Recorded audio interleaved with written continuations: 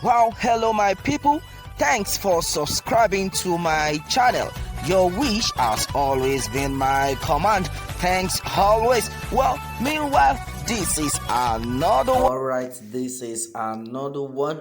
On this, it says Buhari sends test warning to crusaders of restructuring. Okay, President Muhammadu Buhari has reacted to calls by the advocates of restructuring, describing such agitation as unpatriotic, unhelpful, and unwarranted.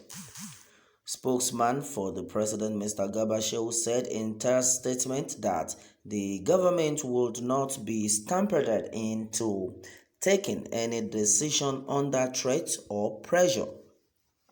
The presidency responds to the reoccurring threats of the corporate existence of the country with factions, given specific timelines for the president to do one thing or another, or else, in their language, the nation will break up. This is to warn that such unpatriotic outbursts are both unhelpful and unwarranted, as this government will not succumb to threats and take any decision out of pressure at a time when the nation's full attention is needed to deal with the security challenges facing it at a time of the COVID-19 health crisis.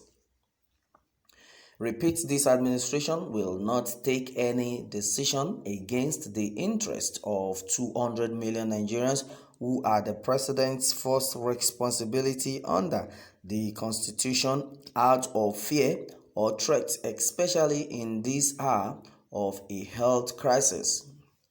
The president, as an elected leader under this constitution, will continue to work with patriotic Nigerians through and in line with the parliamentary processes to finding solutions to structural and other impediments to the growth and well-being of the nation and its people, said Shehu in the statement. The president had also, in another statement by his media head, Mr. Femi Adesina, accused the enemies of the country of sponsoring and encouraging discord and anarchy against the government for either selfish ends or as revenge for perceived injuries. Adesina alleged that the traducers of the administration had apparently perfected plans to use the butchered strike by the labor unions over increment in pump price of fuel and new tariff regime on electricity as spokescreen to unleash anarchy on the land, fomenting mayhem and civil disobedience. Since organized labor told the part of sense and sensibility last week, saying reason with the imperatives of fuel price adjustment and opening a further window of dialogue on the service-based electricity tariff, some groups of Nigerians have been dolorous, disgruntled, and disconsolate. They had apparently perfected plans to use the strike by the labor unions as smokescreen to unleash anarchy on the land, fomenting mayhem and civil disobedience. But the plan blew up in their faces, and they have been in severe pains since then. They have launched series of tirades against organized labor. For some interest group, their intention was to use the umbrella of the strike to further their whimsical and pie-in-the-sky dream of a revolution in the country. It went bust in their faces. Meanwhile, for some other bitter enders who have remained entrenched in pre-2015 and 2019 election mode, it was opportunity to avenge the 2012 Occupy Nigeria protest, which they believe largely devalued the government of the day and led to its eventual ouster in 2015.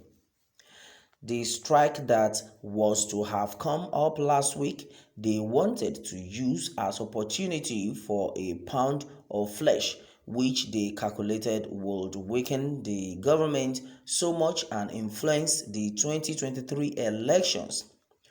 For them, it was all about anchor for power, its trapping and appurtenances. Nothing about love of country. They have since then been calling organized labor all sorts of names, claiming they deceived Nigerians. The times in which we live with severe security, economic, and social challenges call for all ends to be on deck and goodwill and support for government as it strives to put the nation on a even keel. We commend organized labor for putting the countries first, those sponsoring and encouraging discord and anarchy either for selfish ends or as revenge for perceived injuries are enemies of the country. Nigerians are urged to beware of them as the Muhammadu Buhari government is only interested in engendering better quality of life for the citizenry, nothing more, said Adesina.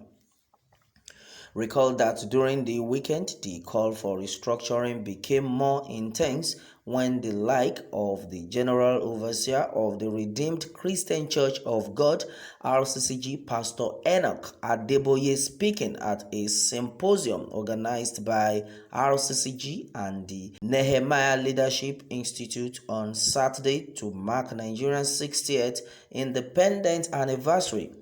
Adeboye, who rarely comments on political matters, said Nigeria risks breaking up if it does not restructure. We said restructuring Nigeria must be done as soon as possible, prevent a disintegration. Why can't we have a system of government that is 100% Nigeria unique to hers? For example, we started with the British system of government. Somewhere along the line, we moved over to the American system of government.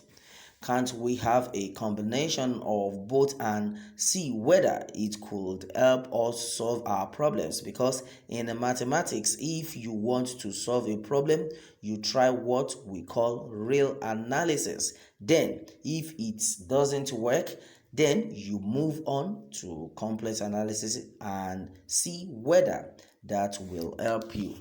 Okay, that is that on this one. Well, a lot of people have reacted against this, and as it is, I will tell you that even if the president had said that they are working tirelessly to make Nigeria a better place, a lot of Nigerians don't believe, and a lot of Nigerians don't want to hear these cock and bull stories, and that is what is actually happening right now. And a lot of them are actually complaining that, but APC promised to restructure during their campaign. So what are we now saying? No, the reverse has now been the case.